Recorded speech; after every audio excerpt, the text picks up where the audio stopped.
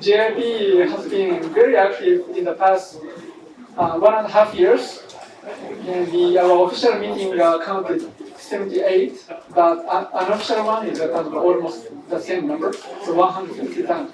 But today may be the first time for many of us to see actually face-to-face and exchange business cards or something, which taking time. So fun. Thank you very much, Eran and Noga, and thank you very much, Gil and Zohar, coming from Okinawa. Thank you very much. I cannot name actually all the people here. Ambassador will be coming around 5 p.m. And then actually we are going to have a presentation time less than 2 hours. We try, so I'd like to start doing almost in a minute. Would you like to say something? Sure. Now? Yeah, now just okay. I give this microphone to Eran, my partner in Israel.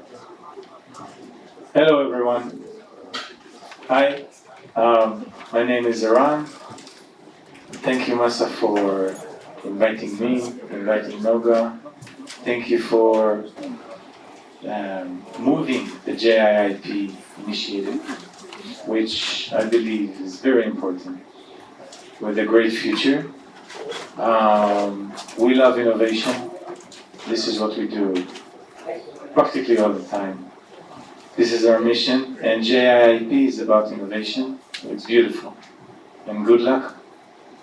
Thank you very much. Thank you. My strategy works. When I was talking, people weren't listening, but when you talk, people were listening. So the people not quiet. We can get started. Okay. Now let's get started. じゃあ私は今日は通訳が日本語から英語には同時通訳書いてくださっておりますので、このまま私は日本語でいきたいと思っています。今日のプレゼンテーション若干複雑なことも入っております。日本語の中では。で、日本の同僚の方々が理解してくださるということと、潜在的に日本企業の方が理解していただくということも大事だなというふうに思っておりまして、同時通訳は日本から英語で書いています。それではスタートをさせていただきます。時間が5分ほど遅れてます。気にしないでいきたいと思います。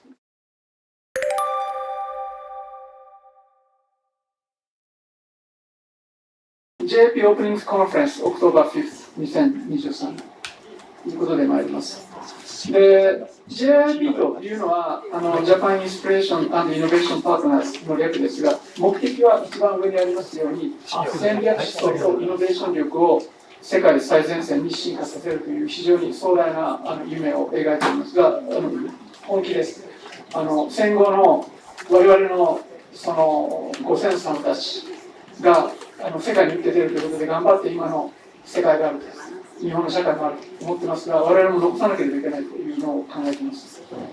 で、JIIP はこれはそのグローバルフォアフロントエコシステム、とにかく小さくても要素としては世界最前線のエネルギーと要素をイノベーションのエコシステムとして持とうとしています。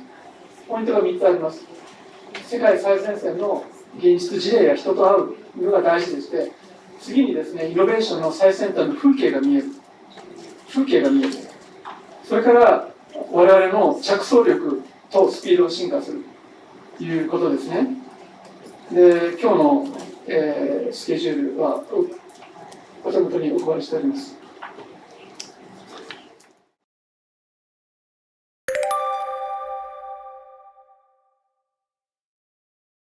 エランさんは、火花、イスラエルと日本のイノベーションの火花というタイトルで、講演をしてくださいます。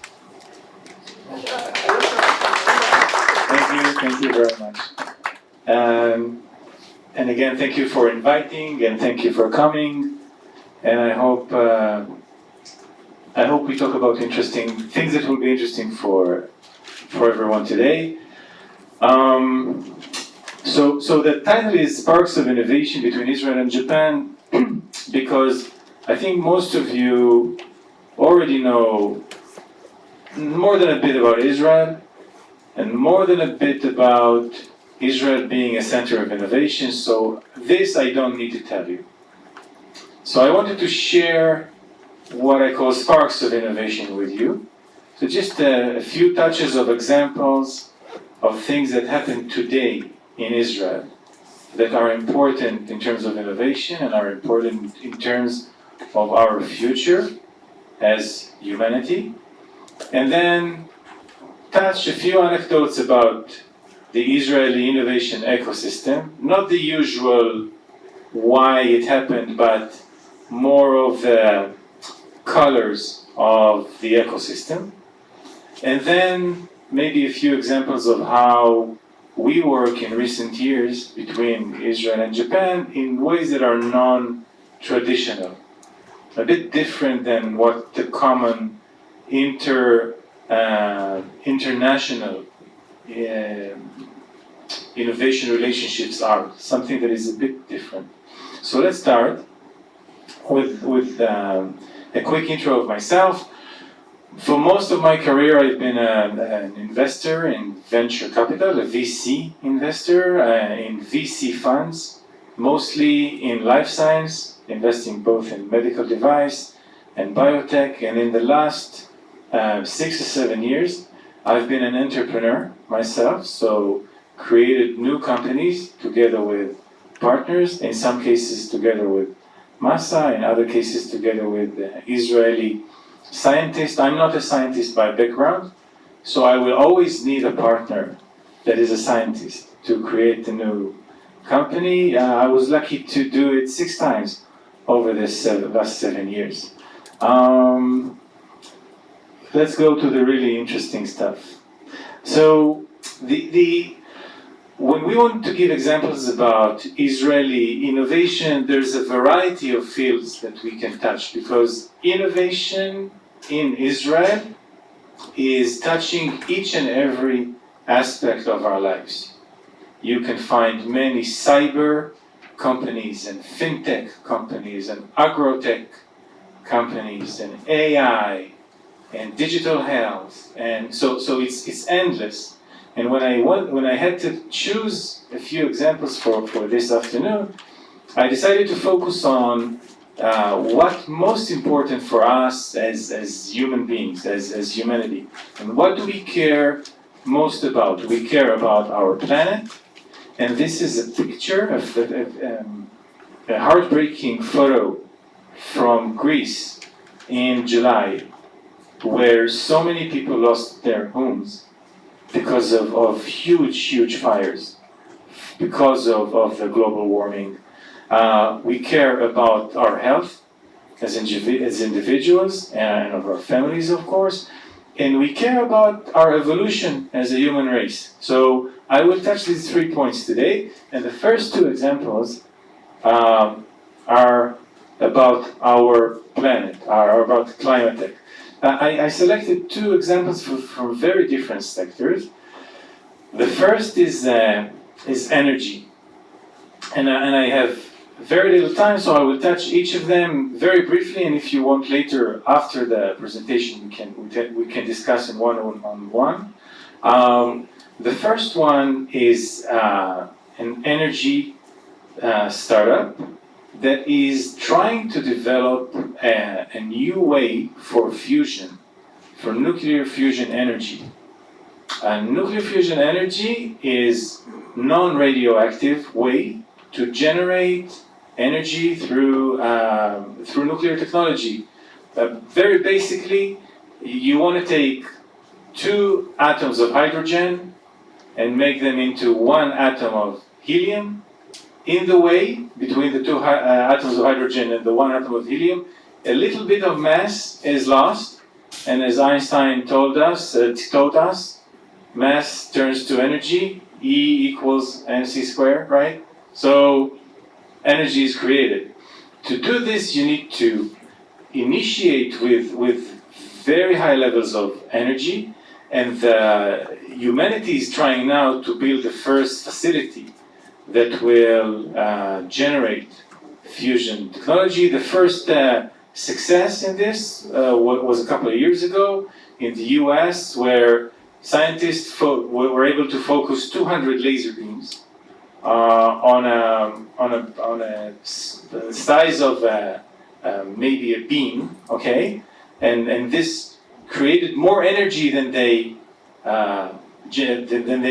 put into the laser beams. So you get a positive energy balance. The most advanced facility that is being built today will be the size of maybe a basketball stadium.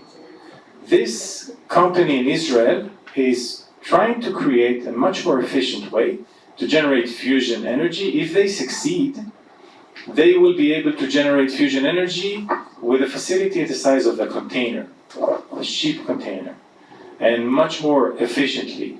The company was started by someone that both Gil and I served with in the military. We're both ex-submarine people, and the CEO here is a submarine, almost general. I'm moving next. Believer, a completely different space. This is food tech.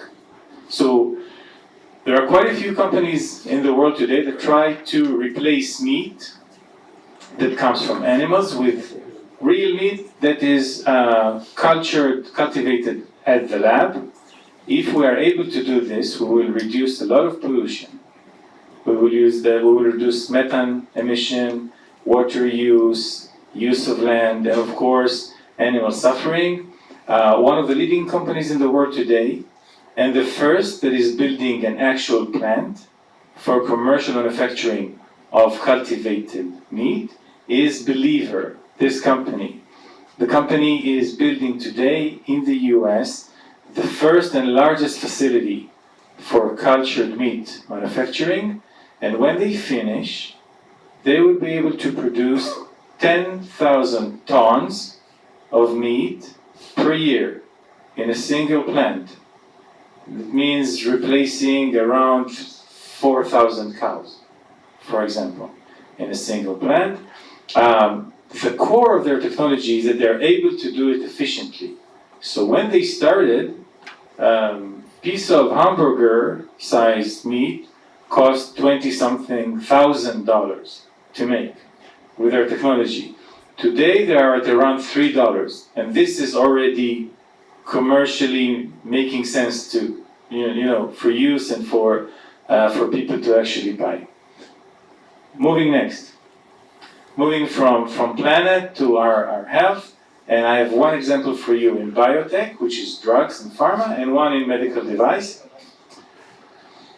1E Therapeutics is an Israeli company that is very secretive. If you will Google it now, you will find almost nothing about it. Okay, it's almost completely under the radar, although already more than $100 million were invested in it. They have a technology for very accurately targeting RNA pieces in our cells, and what they try to do with this technology is to kill senescent cells. Senescent cells are cells that are refusing to die. So in our body there is a constant change of cells. Cells die and cells grow.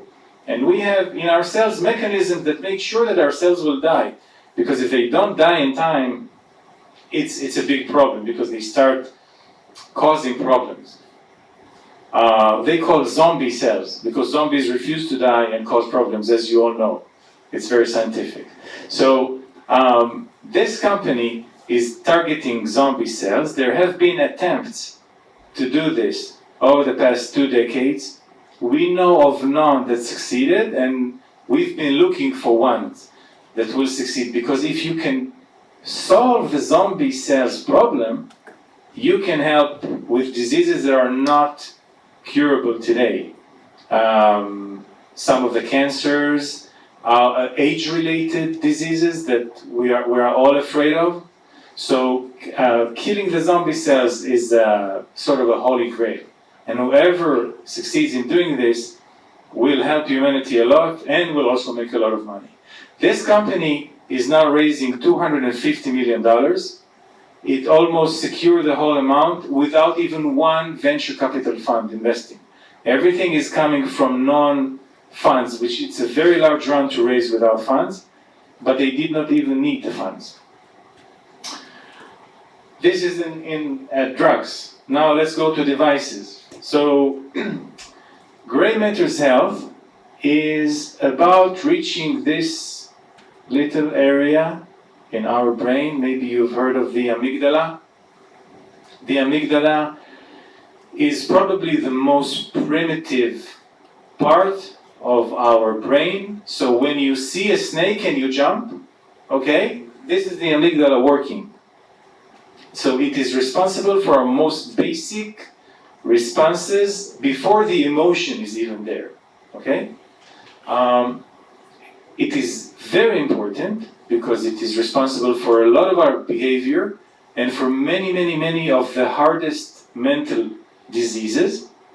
And it is very deep, so very hard to treat. It's very hard to treat with drugs, especially accurately. It's very hard to treat with other technologies like stimulation. This company, it looks like, solved a lot of this problem. What they did, they used machine learning combined with a lot of data that came from functional MRI. So they were able to develop a technology that is targeting the amygdala or reading amygdala signals very accurately. And now patient can wear this funny hat, sit in front of a computer, and get a simulation of a situation while their amygdala is being interpreted by this hat. And so they learn how to control the amygdala. And it solves a problem, one of the hardest problems that psychiatrists are facing, which the first one is post-traumatic stress disorder, PTSD. It's the #1 cause for suicide. And they have huge success in clinical trials that are run in Harvard and in NYU. FDA approved this 3 months ago. And there's already a Japanese company that has invested in this, and I hope that when the technology is being commercialized, it will reach Japan as one of the first countries. Moving to the last field that I wanted to talk about, which is our evolution as our technological evolution as humanity, and I wanted to talk about two fields here. First is AI, which I'm sure you're all hearing about. AI 21 Labs is a company that was started by 3 very successful serial entrepreneurs from Israel, and is developing a generative AI system. Do you know ChatGPT? Anyone here used ChatGPT? I warmly, strongly recommend that you try it. It's a strong experience and also very useful. It's amazing to see what AI can do in terms of text writing and understanding what you want it to do. And it's also very useful. So AI 21 Labs is practically an Israeli competitor in a way for ChatGPT. It has a language model that is even larger than that of ChatGPT, with something like 27 billion components to this model. And if you play with it, you can see that it can understand language and generate language very accurately, even in different styles. So you can ask it a question in a certain style and it will respond to you in the same style, which is very tricky to do. This company, one of the first investors is a friend of Masa and myself, a guy from Israel, and he's very happy now because the company just completed a financing round last month at a value of $1.4 billion. It's only the second financing round of the company. So it is a unicorn. You know, a unicorn is a private company that is valued at more than $1 billion. Companies that reach a value of $1 billion without even using the public capital market. And we will, in a minute, we will talk about this as well. So this is AI Labs. NVIDIA, who invested, NVIDIA is one of the biggest companies in the world today in high tech, and it invested in this company. NVIDIA announced recently that it is going to build a supercomputer in Israel, which will be the 6th most powerful computer in the world. It will start, I think, in 2023. The building, it's going to be a building. It's a computer the size of a building. And the purpose of this computer is AI. They are building a supercomputer in order to develop the next phases of AI. And this is a very nice link to what we have on the right-hand side. AI, then the next level of evolution, will happen when quantum computing will meet AI. Quantum computing is it's based on quantum physics. It's a new way to build computer processors in a way, but very, very large ones for the time being, practically using the very basic feature of quantum physics that a particle can be in 2 different states at the same time. So quantum computing is using qubits instead of bits. Bits in computers are 1 or 0, we all know, binary, right? Qubits, because of the quantum quality of superposition, they can be in more than one status at the same time. So imagine something that is not binary, but much more diverse. You can have much more powerful and quick computing. The quantum computers that it was built by IBM and is not working that well, if I understand correctly, is about the size of 1 floor of an office building. Okay. This company in Israel found a way to do it 5 orders of magnitude more efficiently. So they will be able, if they succeed, to build a quantum computer that is just the size of a room, not of a whole floor, and is more powerful and more accurate than the one that IBM has. So this is another step towards having quantum computing that is really useful. So I think I spent too much of my time working through the examples. I'm jumping to the next part, if okay with you. So 3 anecdotes about the ecosystem that is creating these startups. Okay, so everyone know, at least we tell everyone, that Israel is a great place for innovation, and almost in each and every way you look at it, you will see that as Israelis we do quite well in innovation. 10 most innovative countries, one of the 10 most innovative countries. We have one of the 6 most important and most powerful innovation hubs in the world in Tel Aviv. We are ranked top 10 in AI, and almost each and every field that you will look at, we're doing well. And I will not try to take you through why this is happening.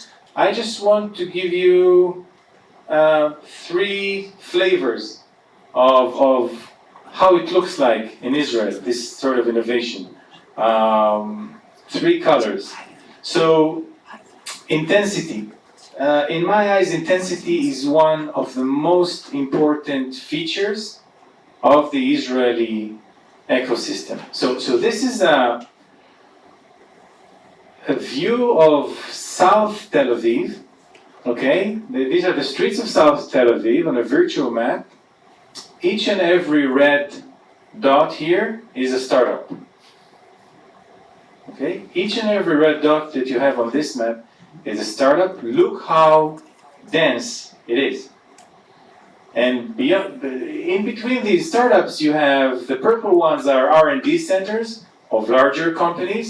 Many multinationals have R&D centers in Israel. The orange one are communities, and this is not, so it's very dense. I hope you agree with me. So everything is very, very tight. This is not exceptional. If you look in some areas in Jerusalem, it will look the same way. If you look at Haifa in the north, it will look the same way. If you look in our neighborhood where our lab and fund is, in Rehovot, where Gil and near where Gil Zar are coming from, it looks the same way. Very, very intense and dense. And it means a lot on the day-to-day. So one of my favorite examples, and it happens almost every day, if you go out for lunch in Tel Aviv, I guarantee you, one of the table next to you, they will talk about a new startup, for sure. So this is an environment that is feeding innovation and entrepreneurship all the time. And this intensity is not only in number of startups, it's also in how we behave financially in our companies. Israel is the #1 country in the world in spend of companies on R&D. Let's just imagine what it means. So in Israel, in the highest number of cases in the world, when the CEO and the CFO and the management team are talking about next year's budget, the decision about the next dollar will be it will go to R&D. Not marketing, not sales, not G&A. It will go to R&D. This is the #1 country in the world. That's a little bit about our intensity of innovation. Next color that I want to give you is speed. So this chart was created in Stanford 3-4 months ago by a professor who's following startups around the world. And this professor in Stanford wanted to see out of the US, outside the US, which universities produce the highest number of unicorns. So as we said earlier, Unicorn is a company that got to a value of more than $1 billion even before it reached the stock exchange, so without any public market support. So when you work in the US, which is the center of the world financially, becoming a unicorn is never easy, but it's simpler than in other countries because you sit in the center of the capital markets. When you're outside the US, it's more difficult. So this professor wanted to see outside the US which universities produced the highest number of entrepreneurs that created companies that became unicorns. These are the top 15. Top 15 academic institutions outside the US in terms of unicorn makers. And as you can see, 5 out of the 15, including #1, #3, and #4, are Israeli universities. It's Tel Aviv University, where Noga and I came from, the Technion, Gil Zohar, where did you come from? Which university? #1. #1, only #1. Okay, so 5 out of the 15 are Israelis. Now, why I think it's amazing. I don't know if you know, in the whole world, you only have 10 million Israelis, okay? We're 10 million. Yeah? It's not huge. 10 million, 5 out of the top 15. Why do I say speed? Because unicorn, it practically means speed. The company evolved so quickly that the public market did not have time to catch it, okay? It became $1 billion deal or $1 billion value even before the public market players put their hands on it.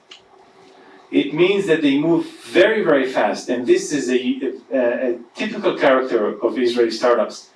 The motion, the evolution, especially in the earlier stages, is extremely fast. So we said intensity, speed, and now a little bit about resilience, a can-do attitude. And this is something that for me is one of the most important things about the Israeli individuals in the Israeli ecosystem. Israelis can sometimes be inconvenient and not nice, but they will, in most cases, they will be persistent, sometimes too persistent, okay? When you tell them you cannot do it, they will try to do it. And when it's tough, in many cases, they will try to show you that it's not really tough. It's not tough enough for them.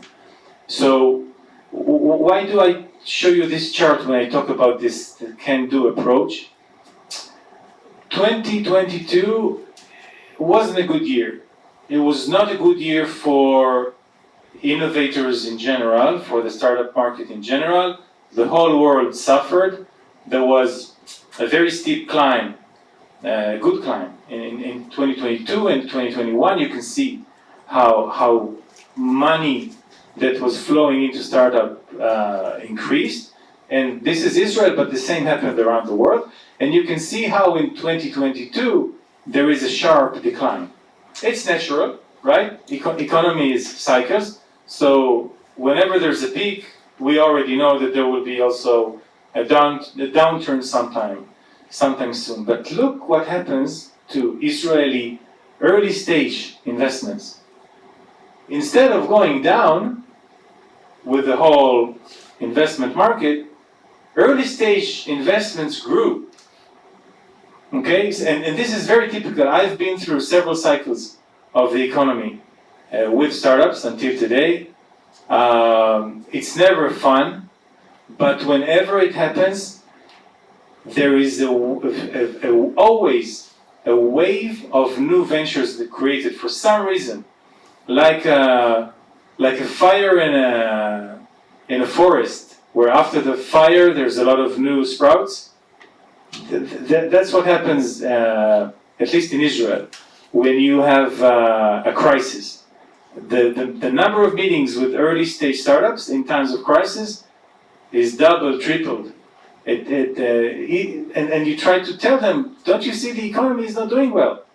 Don't you see it's tough now? It's even tougher to raise money now than it was a year ago. They don't care. When it's tough, you will see more and more new things happening. 5 minutes. Okay, 5 minutes. I can do it 5 minutes. So this is Israel. Now, how do we connect it to Japan? Some of the very classic models you all know. Japanese companies invest in funds in Israel. Sometimes they even buy companies in Israel. Sometimes they sell technologies to Israel. So I don't need to tell you about this. I just want to give you in 1 minute each 3 models that we tried and implemented in the last years. The first is a creation of a strategic fund, not financial fund, strategic fund, together with a strategic Japanese player. We did this with Maruho. The name of the fund is MII, and we have a minute. So what I want you to see is that this is a classic map of an investment fund. So the fund is the center. It has an investor. It has a management company, and it invests in startup companies. Okay. Now, usually when a Japanese player will invest in an Israeli fund, it will end here. Okay, Japanese money coming into an Israeli fund. Okay, in the Israeli fund itself, you will see no Japanese involvement. Of course, not in the portfolio companies. But for the Japanese players who want to get innovation with Israel, this is the most important level, okay? You want technology, you don't want the money. I mean, you spend the money to get the innovation. So in this structure, you have not only Israel everywhere, but Japan everywhere. So Japanese members of the team and the Japanese rights in these technologies exist both in the fund and in the management and in each and every company that the fund select to invest. So when you have a small Japanese circle, it means that there are no Japanese people in these companies, but the company that invested has a strategic right It may have a strategic right to buy the company in the future. It may have a strategic right to license the technology in the future, etc., etc., etc. And this guarantees that the Japanese player will get not only financial benefit, but strategic benefit. Next example is starting new companies together.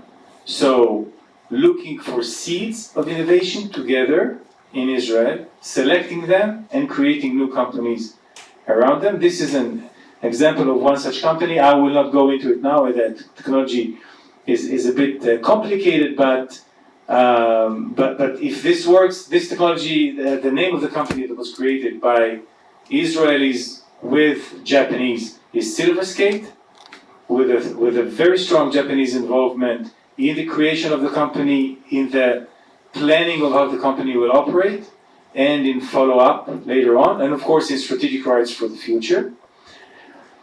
And so we talked about a strategic fund, we talked about creating companies together based on seeds in Israel. And this is an example of bringing a seed from Japan to the global market with Israeli involvement. This is the case of Upstream. Some of you may know, it's a company that was created by Israelis and Japanese. And later on with involvement of Americans, and the company is now American in Boston. But it started with an antibody that Astellas developed. Astellas developed an antibody for a very interesting target in inflammation, and at a certain point decided that strategically it wants to focus on different areas.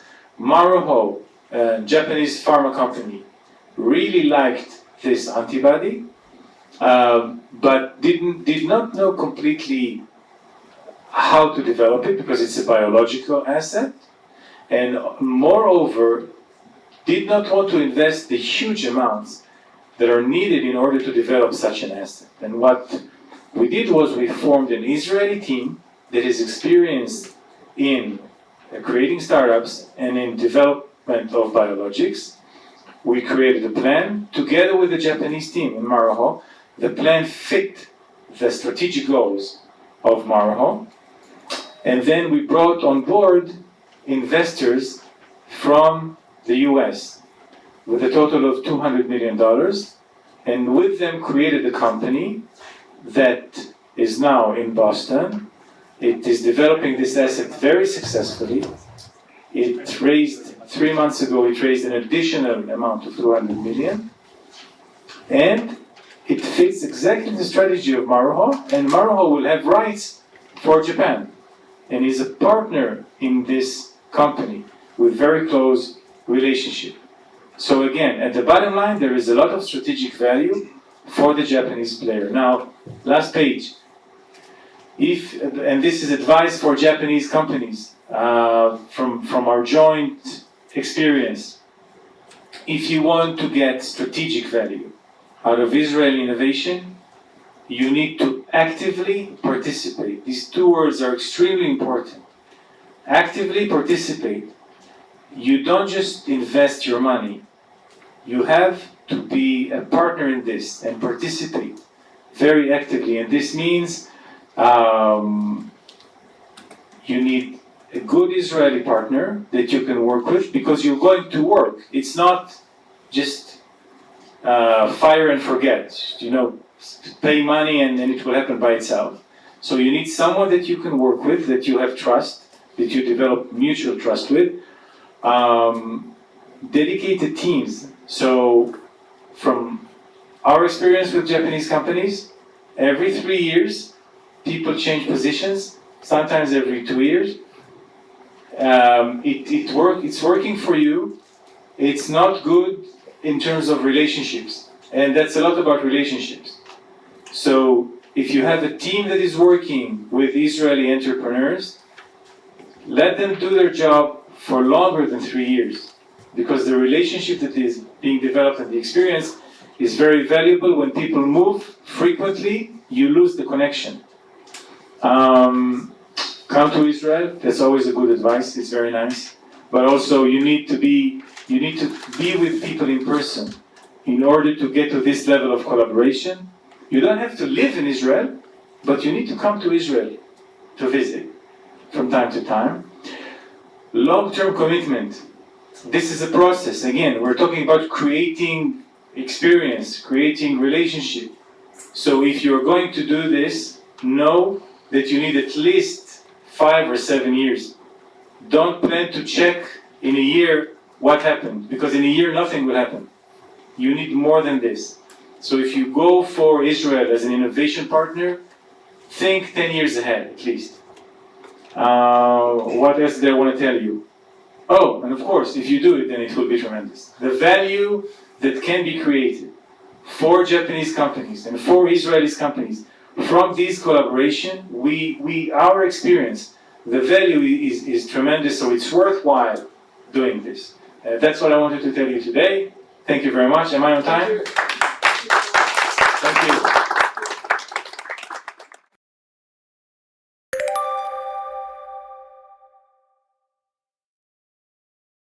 OK、ごめんなさい。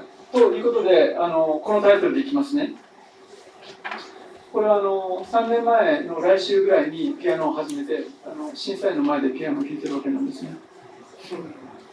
それで一応賞状をもらったんです。ファーストムーバーアドバンテージ。で、ショパンコンクール5位の宮谷理香さんなのですが、やっていくときにですね、風景が見えてるから大丈夫と言って励ましてくれたことがありまして、風景が見えてるから、で、もう2年半やってこの分できないんですよって、あと3、4分でみたいなテクニック、イメージとテクニック。これなんですね、風景というのは先ほども申し上げたのが。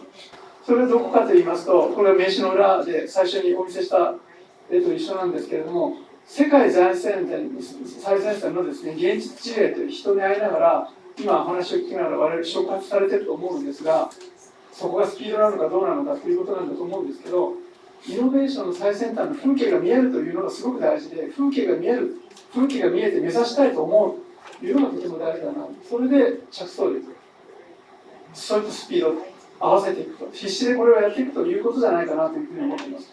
じゃあ、これを自由でお話をしたいと思うんですが、世界で最も勝てるチームを作ると、最も勝てるシナリオを作ると、最初からそこを狙うということなんですね。で、スピード展開をやっていくと。で、スキンをデザインしていく。アライアンスを組んでいく。で、先ほどアップストリームバイオの、紹介がありました。詳しくは入りませんが、この事例ですね。まあ、本当は今年来年ぐらいには IPO とナスダックでという予定でしたが、マーケットが良くないということと、それから投資の申し入れがあったので、今シリーズ2で200ミリオンダラーで、まあ、1000億円に近いバリエーションまでいってると思うんですね。で、これがどこがすごかったのかっていうことなんですけど、最初に言わなければいけないのは、こういうことができないかと思いついたっていうこと。アステラスが売却しそうだということが分かって、それを買収して何とかしたいんだけども、予算はないし、自分たちで戦略立てられないし、資金が足りないし、だけどイスラエルと組んでこういうことはできませんかと聞きに来たっていう、この着想なんですよね。これが一番大事で、要するにですね、そういうことができるんじゃないかっていうことが考えつくようになっていて、その現実感が手にしていた。これ非常にチャレンジングでしたけれども、でも電話で話をしていて、これは25ミリオン以上調達しなければいけないっていうのは、2つの VC が OK しなければいけない、そういうことは起きないっていう。でもやろうということで、1週間ぐらいで見るようになったのは、今から2年以上前ですかね。で、日本とイスラエルの信頼関係みたいなものがあるわけなんですけど、この信頼がつながっていくわけですね。信頼のブロックチェーンと私は表現することがありますが、これがイスラエルだけで資金調達ができなくて、アメリカの VC まで信頼と信頼ということでですね、この案件ぜひ力を合わせようということで、今10以上のその投資機関がここに入っています。ということをやりまして、最後は体を張らなきゃいけないわけなんですね、かなり。それはもう限界まで見たっていう感じがしますけど、頑張ってる投資会社の VC のそのマネージャーも、要するに経営者も、限界まで頑張っていて、これがうまくいかなかったら責任問題だなというようなつぶやきが聞こえてくる。で、相手の限界、自分たちの限界、でもこれを乗り越えて今一緒に頑張っているということですね。で、これをまとめてみますと、もう一度、やっぱりチャンスがあった時に最大限の夢が描けるというところまで発想がですね進化してなきゃいけない。これを JIIP ではやりたいと思ってるわけですね、現実の事例で。で、その最大の夢を描いて、そういう戦略を書くわけです。それをスキームに落として実現していくっていうことですね。発想があって、これをスキームに落としてやっていく。それを、今度は交渉を成功させるときに信頼関係、ネットワークをいくわけですね。それで、グローバルウィニングシナリオを描いていく。で、100これを描きたいと思っているということなんです。で、新たなケーススタディを2本、ご紹介したいと思います。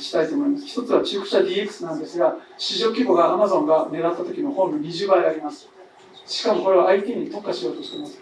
で、世界で最も優れたオペレーション効率の良い IT システムを開発した経営者がアシェフさん来られてます。日本に16年ですね。後にプレゼン、今もうすぐプレゼンしていきますが、今到着しますが、2と1の順番をひっくり返します。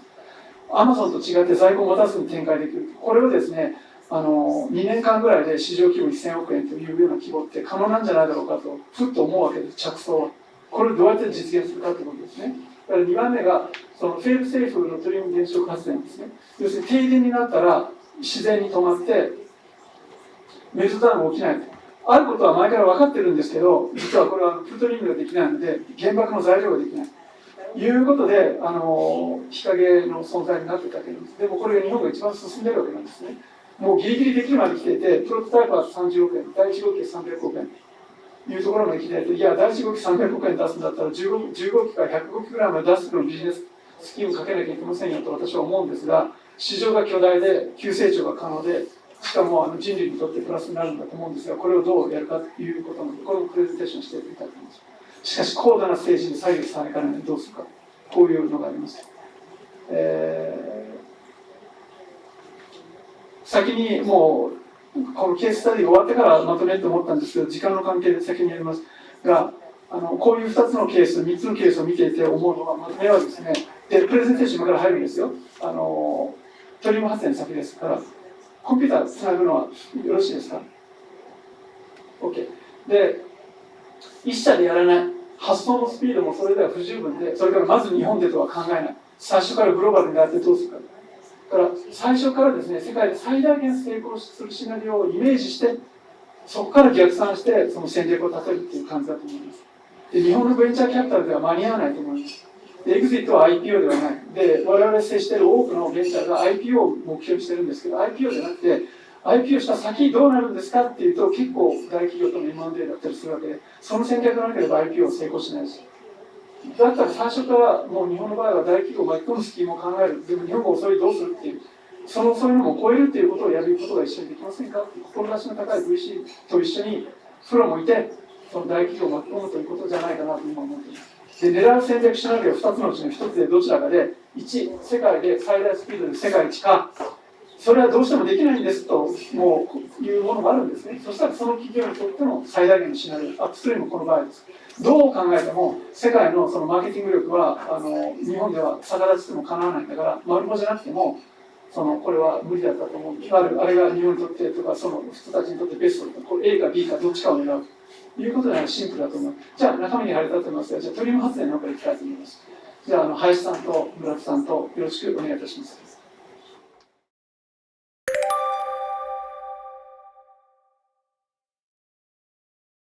自己紹介をさせていただきます。私は元海上自衛官でございまして、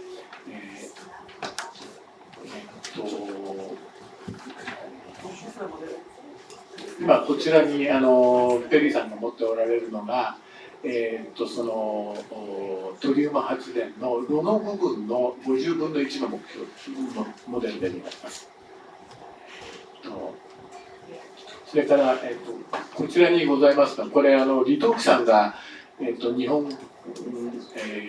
日本大震災のすぐ後に書かれた李登輝より日本へ送る言葉という書物でございまして、この中に日本で、最先端のトリウムの発電機の研究が行われているので、これを作ることができるはずだというふうに紹介をされておりました。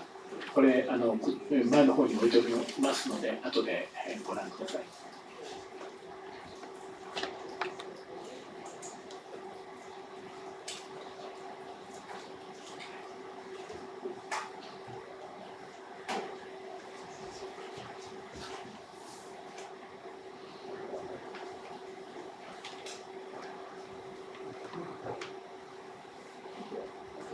はい。ご紹介をいただきました、林でございますが、まず私がなぜ、Thorium発電に関心を持ったかという経緯からお話しさせていただきたいと思います。元海上自衛官として我が国のエネルギー安全保障については退官後も私の主たる関心事でございました。20世紀の覇権は原油の支配、21世紀の覇権は電力の支配により握られるであろうし、この電力の支配を力による現状変更をためらうことのない国に渡してはならないというふうに考えております。3.11 福島原発のメルトダウンの直後、トリウムの核反応を利用した発電の原理を知り、これこそがウラン原発の危険性から逃れ、安価な電力を供給する第4の波になるのではないかと考えました。またその頃読んだ台湾の李登輝総統の本に、日本は安全なトリウム発電機を作る能力があるはずと述べられていたことも私に影響を与えました。今年になって日本のトリウムテックソリューションという会社が最先端の研究を行っているということを知りました。驚いたことに実用機製造まであと一歩というところまで彼らの研究は進んでおりました。私はその事実を知り、実用機製造をなんとか早急に実現したいと、大学の先輩でもある、JIIP の村田理事に相談し、今日ここで、出席させていただいております。さて、トリウム発電研究の歴史でございますが、米国では1960年代にアルビン・ワインバーグ博士によってトリウム溶融塩原子炉が開発されておりました。日本では古川和夫博士という方が1980年代にトリウム発電機の概念設計を完成させております。米国ではその後、軽水炉原子炉以外の開発は中断しておりますので、日本は李登輝総統の発言通り、この分野のファーストランナーになることができます。お願いします。なぜ今、トリウム発電なのかということでございますが、理論的にメルトダウンを起こさない、プルトニウムを生成しないどころか、むしろプルトニウムの焼却処理もでき、小型コンパクトで出力が大きい、燃料のトリウムの入手が容易などの特徴があり、地球温暖化とウラン原発の危険性を勘案すると、トリウム発電以外に選択肢はないだろうというふうに考えております。ありがとうございました。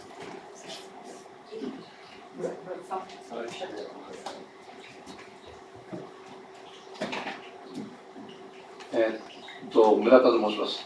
この後フォローさせていただきます。私、ビジネスの専門家だと思われてますけれども、簡単に言いますけれども、私の専攻は物理科学です。その中の工業物理科学ということで、もう何十年ぶりにこの世界に戻ってくるとは思ってなかったです。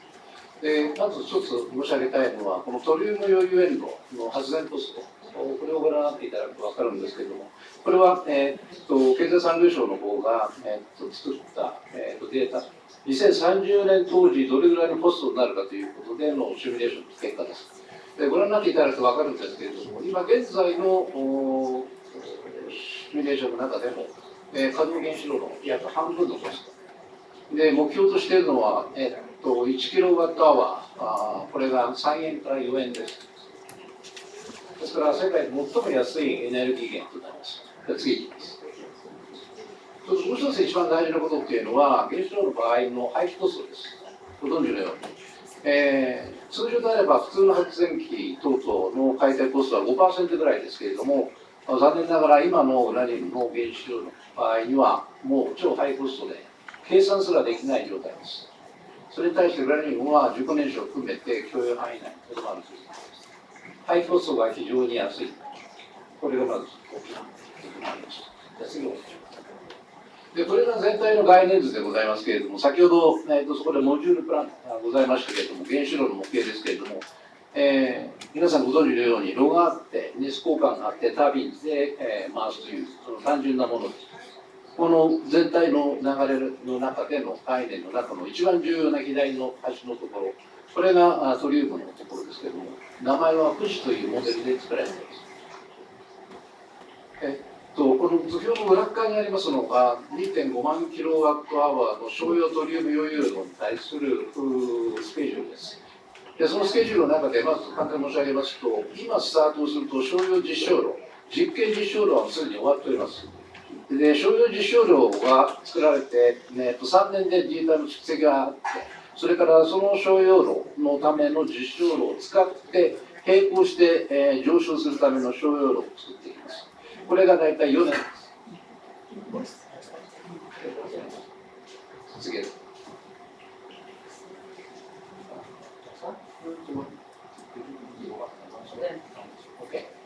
でそれについてのコストですけれども、最初の商用実証炉を作るのに25億円、約3年です。それから商用炉をアジャスメントすることで約5億円、それから商用炉を実際に作っていく、この段階で270億円ということで、この3つのステップのステージをクリアすることによって1号炉が出来上がるということです。で競合のランドスケープ、これは今グローバルで各国がどういうことをやっているかということですけれども、先ほど申し上げましたように、アメリカでは民間ベースで、ベンチャーが開発を継続しております。一つの情報源から入ってきますのはインドネシアとの関係、はい、あと2番目は中国。中国は今年テストプラントからをローンチしました。あとはインド、ここ非常に、欲しがっています。それからヨーロッパでは民間レベルでの研究がバラバラに行われています。これが全体の全容です。ありがとうございます。それでマイクロフォン、その1枚書いてないんですけれども、こういうふうになってきているところをこの後どうするかということなんですね。これが我々全員にとっての大きな宿題だと思っていただいて、一番大きな金額をこの中で動かしてきた経験のある勝俣さんも日本の中ではいらっしゃるわけなんですね。1.8兆円のファンドの責任者ですからいうことになるので、これをどうするのかということ、それは対象ではないんですけど、こういうものは。で基本的にですね、気になることがいくつかあって、政治マターが一番気になるということになると、アメリカじゃないんじゃないかと。そうすると BRICS ではないかと思うので、最初からインドかなと思ったらインドからすでにアプローチがあると。で中国は非常に頑張っているということがあるし、東日本ということになるので、インドと組むということはシナリオの中に入るんでしょうし、でどれくらいの規模になるのかということなんですけど、世界全体の発電量を原子力発電に落として、こういう数でってこう見るとですね、1000万キロワットのもので3000キとかいうぐらいなんですね。100万キロワットからその間でっていうふうに来ると3000キ、3万キってことなので、生産量が出るぐらいだと結構規模がでかいわけなんです。でどういう企業にとっても日本の大企業を死ぬでしまうような規模のものができるまでいくのかいかないかってことだから、このスキームを組むのは非常に大変なんだと思うんですが、ここで止めておきます。だけどこういうのは組んで前に転がすことができるかどうか、イスラエルの助けも得ることができるかどうかということで、非常にこれはエキサイティングな事業だと思います。よろしくお願いします。どうもありがとうございました。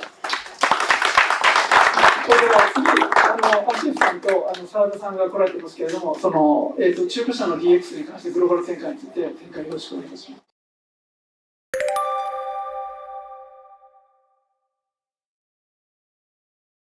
皆さんこんにちは。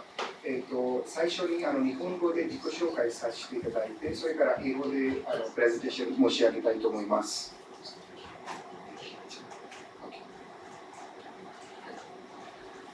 私は、ミルザ・アシフ・ベイと申します。私パキスタン出身で日本に来ても17年になります。17年から経営しております。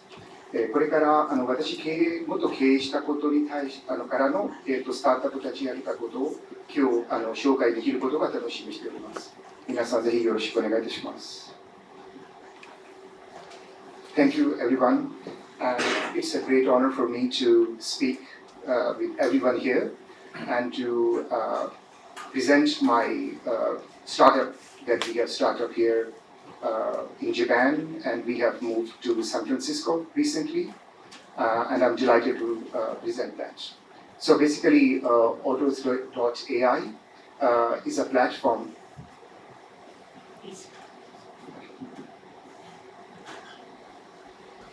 It's a cross-border platform which connects buyer and sellers of automobiles globally.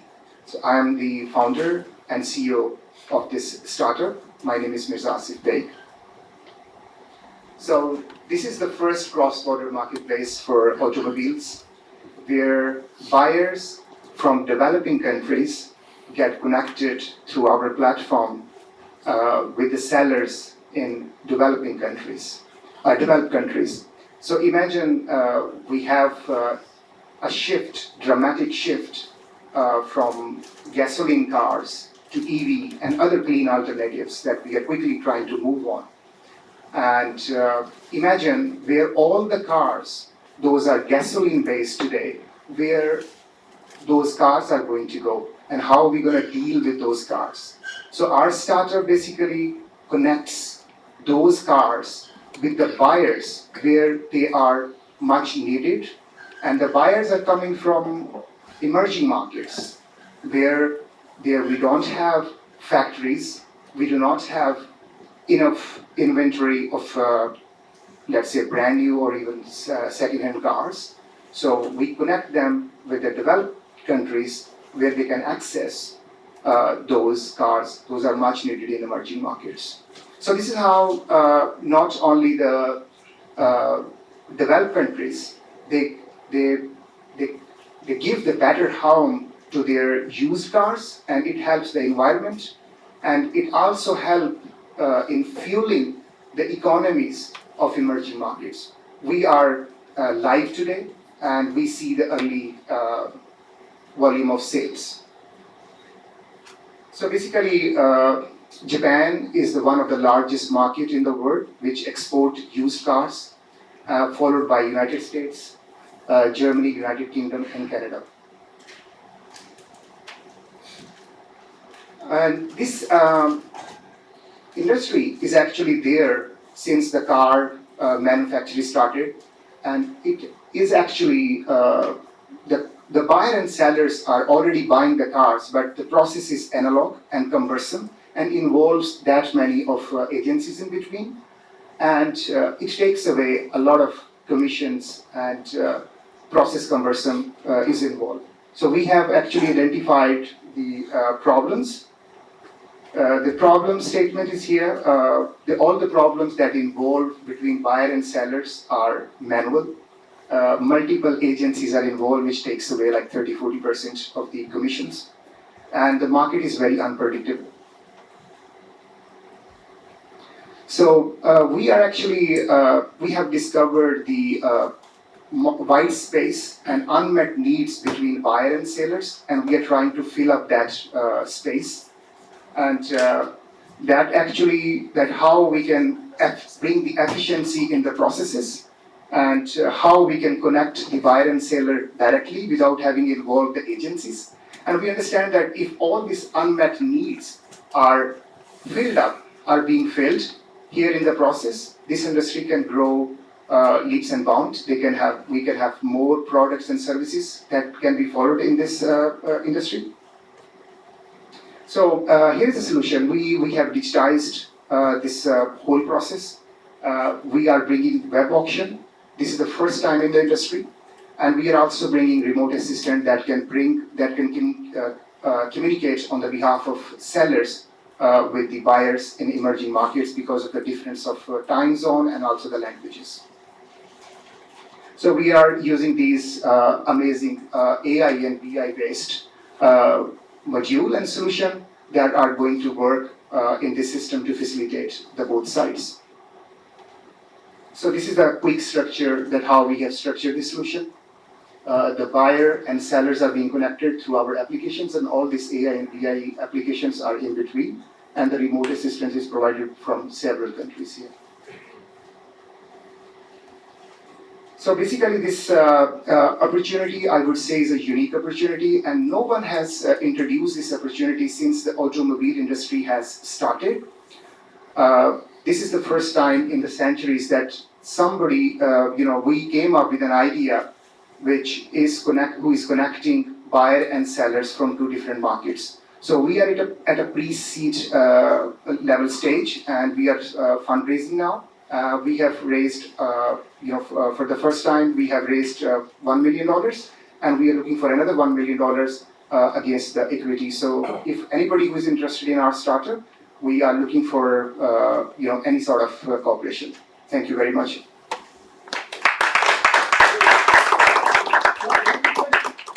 One quick question. It's kind of how are you kind of working responses from Japan investors and Israeli, Silicon Valley responses? Just quickly. Thank you very much. It's a global idea, and we do not discriminate, when it comes to the country. So, which is why we have moved our headquarters to San Francisco, so that we can improve our connectivity. So, therefore, we are open to everybody. Yeah, it's a global solution. Yeah. Thank you very much. 次がギルさん。Next is ギルさん。But I have actually less than 1 minute. どうもありがとうございました。アシフさん、澤田さん、ありがとうございました。これについてなんですが、今どういうふうに我々手伝おうとしているかというとですね、ポイントを3つか月かパッと申し上げますけど、この非常にすごいテクノロジーなんですけど、キャッチアップしようと思えばすぐだと思うので、早くケリをつけたいと思っています。この着眼点とここまで来たところが一番最高に。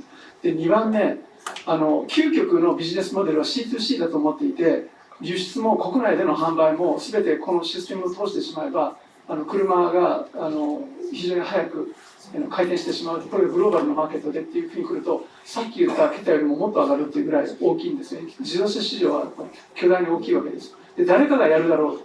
いつかはそうなってるだろうと。C2C なんですね。だから本当のところのターゲットは。ということなんですね。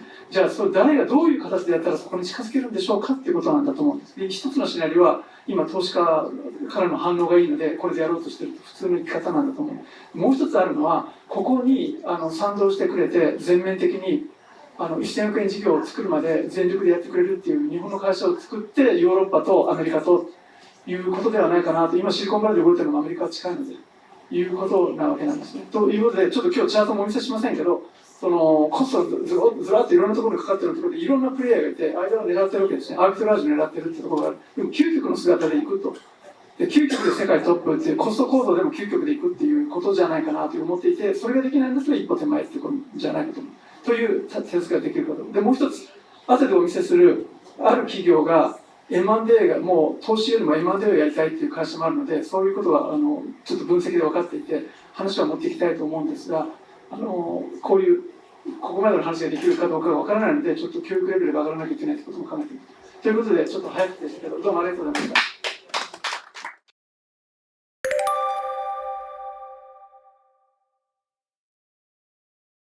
Hello everyone, konnichiwa.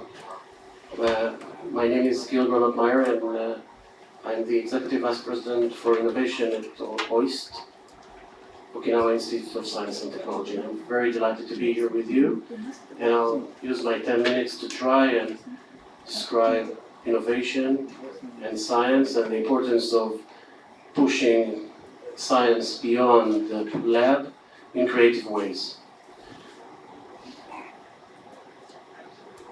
So, a bit about myself. I spent most of my career in two institutes, the Weizmann Institute in Israel and Okinawa Institute here in Japan in the last 2 years. These two institutes are very similar in the way that they actually base their research on excellence. They don't have any undergraduates, and they focus also on innovation. There's a big difference between the two. Weizmann has been operating for 70 years, and OIST is a very young university in Okinawa. Weizmann is operating in a very vibrant environment, as Eran told you. OIST is really working in a non-environment in Okinawa and trying to create environment in Okinawa for innovation. So the challenges are very different, but the tools we use are the same. And that's what I'm trying to tell you. So in the last 2 decades, I've been really doing a lot of commercialization and dealing with early stage innovation. And I think that the examples you saw show that innovation has a great potential to solve many of our problems, be it health, be it the environment, and also other energy and other issues. And it also has great value, and to extract the value from academia, you really need to invest more, and invest more also in time, in money, in relationship, and in connections, and to take the technologies further before you commercialize them, before you take them forward. So one lesson that you need to realize is academia is a great place for innovation, but what comes out of the academia is very early, very embryonic, and all of us need to think how to push it beyond the academic environment. And I use this slide a lot, so if someone saw it, I apologize, but I have added another slide to it. And this is a great example of science and development of science and the timelines we're talking about. So mRNA, as we all know, really saved humanity this time and helped us in a record time develop a vaccine for COVID-19. This could not have happened without decades of investment in basic science. This investment started, or the discovery started in 1961 in Sidney Brenner's discovery of the mRNA. By the way, Sidney Brenner is one of the founding fathers of OIST, and he's a Nobel laureate. And as you can know now, additional people here received Nobel Prize, and I'll touch upon that. And that tremendous effort resulted in many, many technologies that are really used now to save people lives, immune therapy, or other cases, cancer, and obviously vaccination. And so the additional slide is that this is a quote from the decision that was rendered really this week about the Nobel Prize for Physiology or Medicine, and you can see that through their discoveries, Calico and Weizmann had eliminated critical obstacles on the way to clinical applications of MRI. But they are not the only people that worked on this. The whole community worked on MRI for decades. And this is the message. So we have to do that. And you see their discoveries were also made over 2 decades or more. So the question is how to extract value from early stage academic technologies, and how academia and industry should work to bring promising and valuable products out of academia. And I'm going to share with you 2 models that we use. One is more internal development of technologies, the other one is external innovation brought into the university. So this is something we did at the Weizmann. We call it Bridging the Gap. And we did a lot of investment, additional money from the university going into projects to push them, to make them, to risk them in a way that people would make them, would find them interesting enough either to license it in or to create a company. One company that we created is Ultrasight. And Ultrasight is an Israeli company that was created at the Weizmann Institute in collaboration with NYU. And it would not have been created without the involvement of us bringing this additional money and incentivizing the researchers to work on it. This the basis of this research is mathematics and AI, and they use the application to really solve a problem in the ultrasound arena or market that ultrasound needs experts to operate. This device can help regular people with no experience, even in their home, to take a transducer and do an examination, ultrasound examination, and get a very meaningful, good results, which actually compared to the experts. So just imagine if you're having a stomachache and you don't know what's going on, presumably you can take this transducer. It's not there yet, but they already received an FDA for cardiology applications. And again, it was developed under a POC program at the Weizmann Institute. Moving to Japan, and we've been operating in Okinawa, and Hoist has a vision to be top of the world in education, top of the world in research, and top of the world in innovation. And this is really our core activity. And we have lots of programs to support innovation and to incentivize our researchers to do that. And this is a model that I want to show you because I think many universities in Japan need to follow that and really operate in the same way. One of the things that we started several years ago and now we're expanding is this external innovation. So we're bringing teams from all over the world to play and work with their technologies on campus for 10 months or a year, and then they have a decision, should they stay in Japan or not. Many of them, over 90%, stay in Japan, most of them in Okinawa, and start to develop their business. So we saw that this is really very powerful because we provide this soft landing in Japan, we introduce them to the Japanese market, we help them hand in hand, and this is a creative way to bring the ecosystem that we are missing really in Okinawa. And so we doubled this, and from next year we're going to have 4 teams every year, and this is going to be competitive. We'll have an Okinawa sandbox track and a bioconvergence track, and this is really becoming very, very powerful. So this will be my, before that, so one of their graduates is EF Polymer. This is a group that came from India. They had no idea in business, no idea of the market, but they had a technology to convert waste, agricultural waste, into eco-friendly polymer that can help reduce irrigation. So they came to Okinawa, they built their business. Now there are over 40 people, 15 in Japan, and they're selling and they're producing and solving irrigation issues, but also issues related to workforce and problems of elderly farmers that need to irrigate their land. And that is one of our first graduates from the program. We're expanding our activities, we're quadrupling our incubation space, and this is in Okinawa, and we got all the funding from that. And this is really exciting because now we'll have more space, more opportunities to collaborate in creative ways with companies, startups, and established companies to push forward innovation. And the message that I want to share with you is the following. Very late stage technologies have high risk, but extremely high impact and high value. And you have to seek cutting edge scientific discoveries globally, not only in your country, but an expert from the global. Take action to de-risk the projects, invest in them, collaborate in a creative way with academia.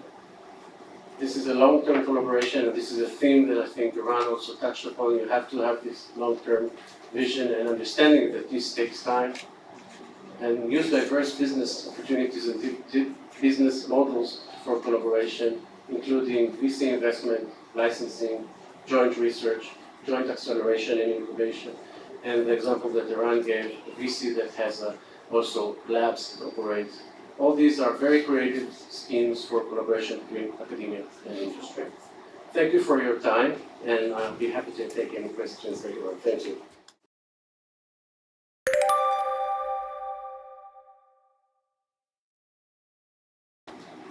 3番目のトピックは、イノベーションは組織の内側からということです。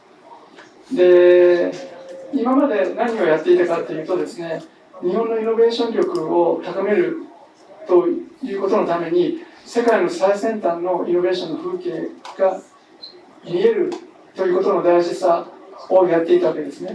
で、これは大事なんですが、これだけでは十分ではありませんで、それにどう対応するかということで、しばしば言われるのが日本の企業のスピードの遅さ。もう一つあると思いますけれども、それから議論が多くてですね、それからリスクという言葉が分かりませんけれども、誤解に基づくこともあると思いますが、しばしば意思決定が非常に慎重すぎることとかがあると思うんですね。それでその下に書いてるのは組織的な動きが世界に追いつけるのかっていうことなんだと思うんですが、意思決定力と行動力とスピードですねというお話をしたいと思います。でいくつか今日最も集中力を要するかもしれませんが、データをお見せしたいと思います。で深層心理のテストをするコンジェント分析というのはマーケティングによく使うのですが、これをマーケティングをお客さんに使うのではなくて、私はしばしば企業の経営幹部に使います。何を手に入れたいのかということで、何が分かるかというと、深層心理では実際には左脳で議論しているよりもアグレッシブでもっと挑戦したいと思っている人が多いことをずっと見てきています。そこに気がつくだけで前に進める。それから本当に手に入れたいものがはっきりしてくると、左脳では5つか6つか並列で考える。でも深層心理までいくと1つか2つが非常に重要だということが分かるんですね。お客さんのそこまで掴むとマーケティングが成功するんですが、これを自分たちに応用すると、この今ではやろうと、こういう意思決定が早くできたりします。もう一つ、組織力で解決すべきボトルネックがどこにあるのかっていうことも、どういうふうに認識しているかっていうことが非常にきれいに出るんです。後できれいに出るだけで問題解決に意識が進みます。お見せしたいと思います。これはですね、その手に入れたい戦略的な投資ファンドのデザインを新しくするとしたらどういうものが欲しいでしょうかというテーマなんですね。最初に3名依頼した結果なんですが、大なり小なりこの3名は似ておりまして、どこを求めているかといいますと、これがウェイトですけど、ほとんどこれが誤差の範囲ですね。一番強くできるのはここでして、これがですね、普通のベンチャーキャピタルよりもこのビジネスライトの事業権のネゴシエーションの支援が強いということが最も強く出ているわけです。それから2番目にですね、キャタリストですね、日本のイノベーション戦略の触媒になるような機能を果たしてほしいっていう、この2つが強く出ています。3名取った。で、1名、2名、3名、別々に見てもあまり変わりません。この上が違ったりします。4番目と5番目の方、特色があるんですね。一人一人がすごくよく分かるということで、これがスタンダード。次、ある方、これはですね、非常に成功している企業幹部の方です。が、何を求めているかというと、まず分野ですね。これはライフサイエンスで、そこにファーマシュティカルは入ってますし、もちろんデジタルヘルスケアも入ってますが、インダストリー DX と All Sectors of AI というのが、これ機械翻訳ですからごめんなさい、許してくださいね。AI の All Sectors。ここよりもライフサイエンスであとは興味ありません。これは当然ですね、これは。だから、ここはですね、分野によって好みがあるのは当たり前だから、ここは外して考えます。これが5割。残りここだけ見るわけです。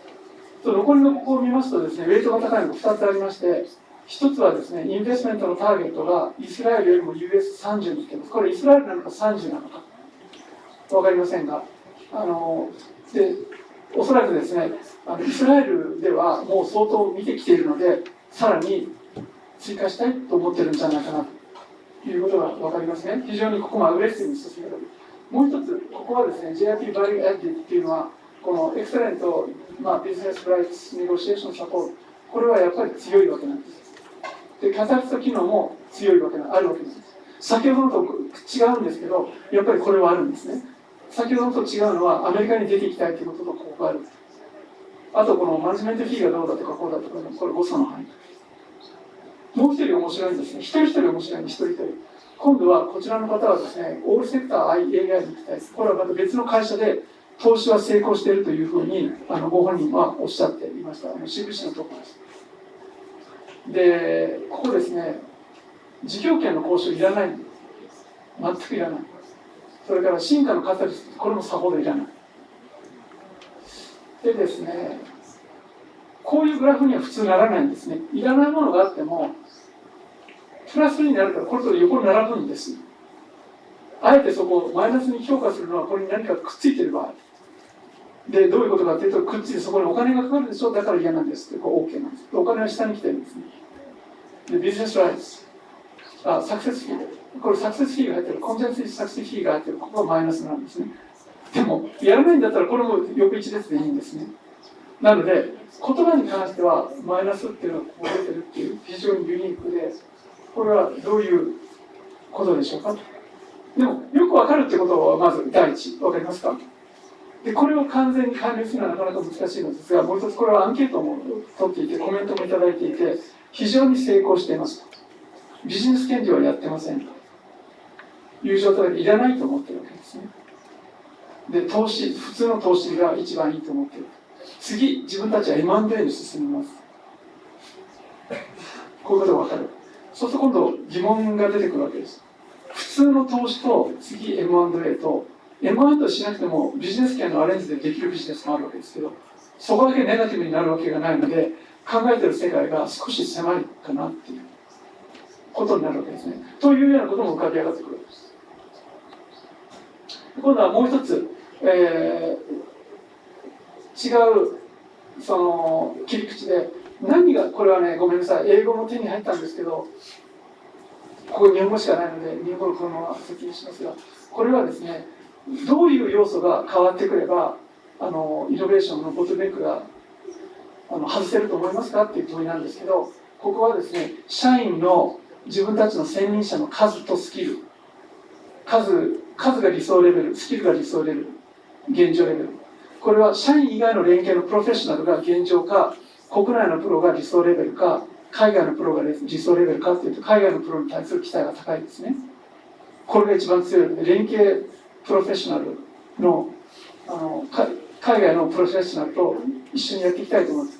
で、情報収集力が現状レベルが今の2倍または理想レベルか、誤差の範囲。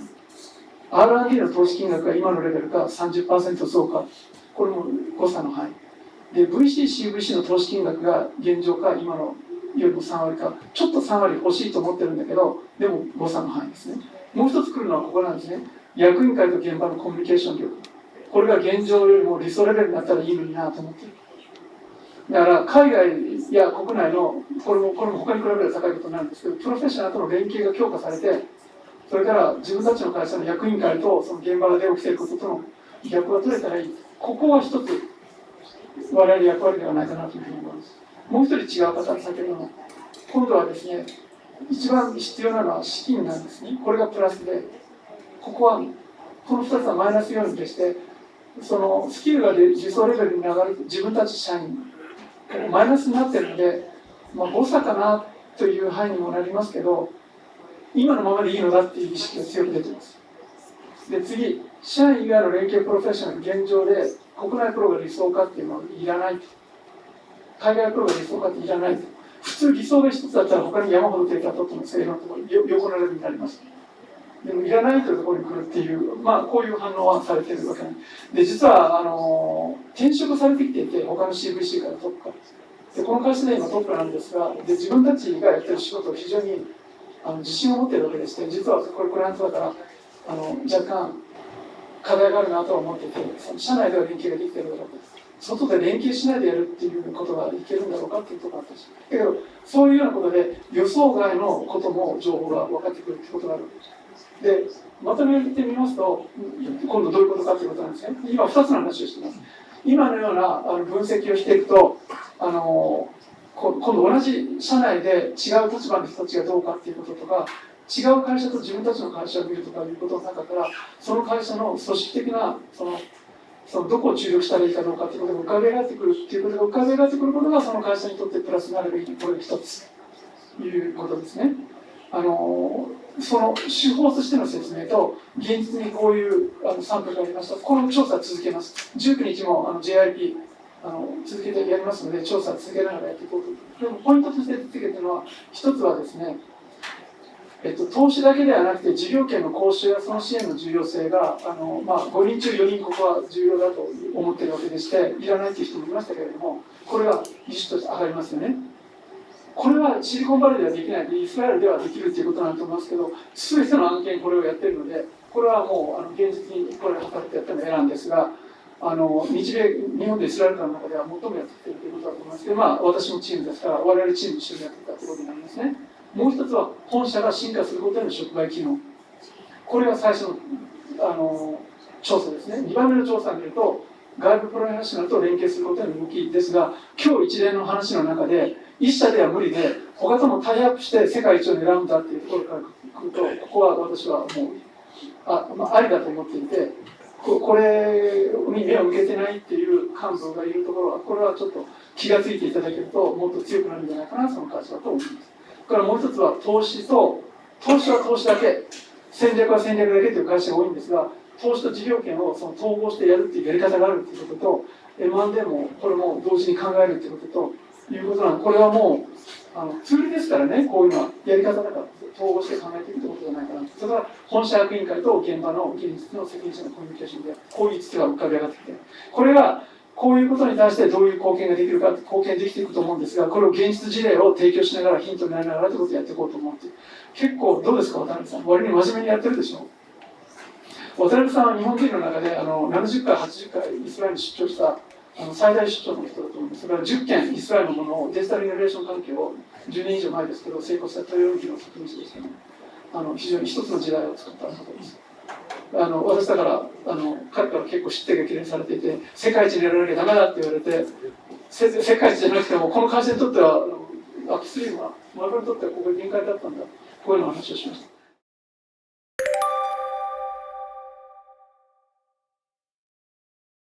で、JIIP の戦略シナリオ、この後 JIIP どうしようかと、今日、ある意味でオープニングセレモニーで、キックオフなんですね。で、なんですか、紙が2枚ありまして、JIIP を場でして、いろんなファンドや会社やディールが出てくるという絵なんですけど、これはちゃんと置いておきまして、実際には何やるか、あと2枚です、今日。3つのことに注力していこうと思ってるんですけど、やっぱりこれ、アップストリームはですね、関係者が JIIP に揃ってますから、我々がやったトラックレコードのうちの一つと言えば言えることになるわけでして、あと2つ、3つの戦略的なディールがこういうものなんだという、あれ特殊なので、分野が、モノクロナル抗体とか言っても興味がない人の方が多いと思うので聞いてくれない。ライフサイエンスのベンチャーキャピタル業界の中で非常に有名な事例になってますが、日本ではみんな知ってますけど、それ以外も2つぜひ欲しい。もう1つは有料企業100社との関係構築ですね。でそうするとこの100社の人たちはものすごく学ぶことができて進化するだろうと思っています。でもう一つは組織を進化させるような効果を持たせた投資ファンドを作りたいというふうにとても思っていて、そう言うから勝俣さんも期待してくれてるし、手伝ってくれるとおっしゃってくださるしですね、我々頑張りたいなと思っています。じゃあ具体的にどういうことをやるかということなんですが、細かいのですが、この3つの戦略的なディールを成功させるということをすると、これは日本初のベンチャー世界の最前線へということなわけですね。今日2つ、例えばこういう事例をこう考えるということを手伝いをぜひしたいわけですね。大企業が関連するディールということになると思います。こんな感じですね。それからですね、その投資ファンドに関しては、先ほどの詳細アンケートやコンテンツ分析から設計していくわけです。設計自由にできるわけでして、テンプレートがあって、そのもの投資ファンド VC 入れていくっていうんじゃなくてですね、設計してデザインできるんだということをやったっていう例が、そのミーファンドの例なんだと思っておりまして、これをやっていこうと思っています、今で。有料企業100社との関係構築ということはどうかというと、人の採用を始めようと思っていまして、これを JIIP 一般社の本でやるか、関連する企業を作るか、1名から2名が向こう1年の間に視野に入っています。で、それなぜ視野に入れてるかというと、すでにその JIIP でやることに対して、人を出向させたいけど受け入れてくれませんかという申し入れを実は1年半前から言われている。それは大阪の久保田ですね。トラクターの人事本部長のところから言われていてですね、まだ受けることは言ってないんですけど、フルタイムのアソシエイツというか、我々パートナーいるなと思ってます、内部。それからですね、今度はこの間、伝送でトレーニング、非常に効果の高いものをやりましたが、イノベーションとストラテジーの研修を100社やる。これ実は私200社ぐらい過去、すごくやった時代もありますし、ここが得意なパートナー企業もいますから、これはやりたいということですね。それも広げていくということも大事だなと思うんですね。それからこれは実を言うと、我々今2週間に1回ぐらい京都大学のコンファレンスルームで、講義やってますが、これを記録に取っていっています。だからこの記録はやっぱり面白いとためになるという声はありまして、例えば青木さんですね、資生堂の人事本部長をやった青木さん、見てるとテンポも速いし難しいし全部わからないんだけれども、刺激を非常に受けると人事本部長が言ってるぐらいなので非常に効果が高いと思いますが、これは他の方々もそうと思います。いうようなものを組み込んで、今ケースを書いてる暇もない、ログを書いてる暇もない、だけどその生のものを情報共有していくというものを非常にコミット、林田さんもコミットしてくれてて、湯沢さんもコミットしてくれてて、記録に取っていってるわけですね。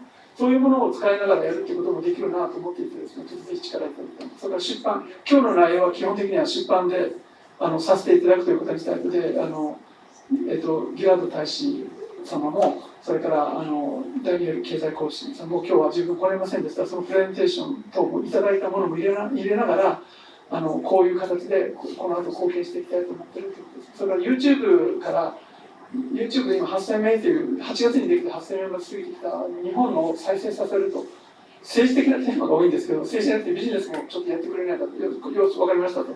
で、これも応じようと思っていて、1週間に1回ぐらい喋ってくれないかと言われてますが、ビジネスで。そこでやってもいいし、我々長くでやってもいいし、まだ今そこまでいかないかもしれない、月に2本かもしれませんが、こういうことはやりたいと思って、実は最後に関しましては、大前健一ですね、マッキンゼのグループがチャンネルを持っていて、去年1年ぐらい前には、彼はメールを出すと朝の4時にイエスかノーかスパッと来るので、準備が整ったらチャンネルができませんかということを言おうと思いましたけど、お願いしようと思ってましたけど、それはトラポンを使った BSCS ですから、見る人が限られていて、やっぱり YouTube で軽く起動させた方がいいかなと思っています。というようなことをやろうとしているのが、これがこういうことであります。で、皆さん、うなずいているのは内部の人ですから、ここね、渡辺さんも塚本さんもうなずいて、これ、うなずいているのはおばさん頑張って、こういう話じゃなくて、俺たちがやるんだよっていううなずきですからね、これ皆さん。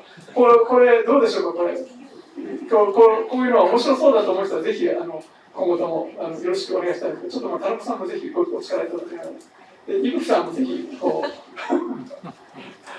ということで、こういう戦略でいこうと思ってるんですけど、Eran, how do you feel kind of this game? How do you feel this is a kind of we went through many things? Yeah. What was the question? Sorry. The comments, it's general comments. It's kind of after all, I explained, I illustrated all of those kind of things.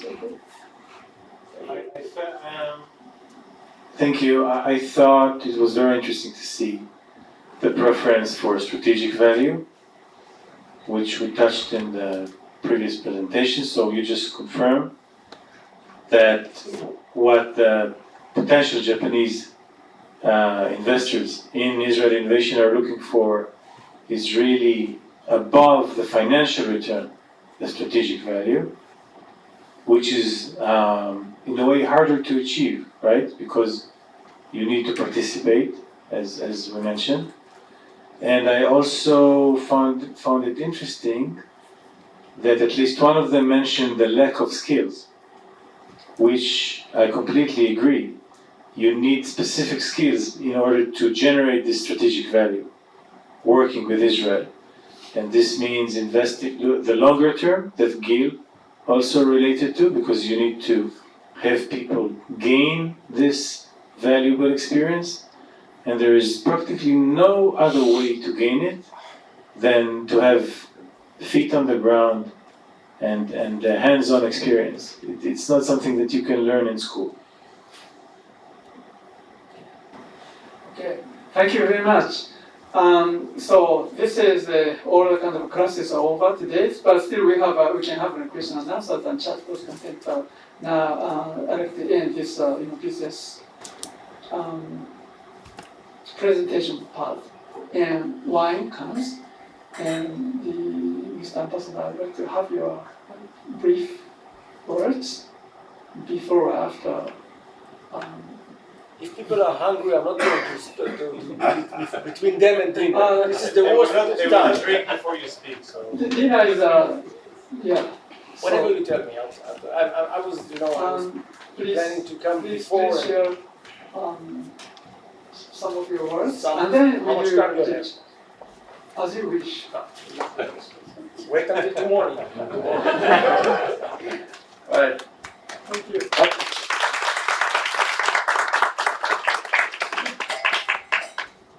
はじめまして、よろしくお願いします。コエンです。大使。I'm very honored to be here today. I'm very excited. There was kind of, I'm sorry that I'm standing, I'm not a gentleman, I'm sorry.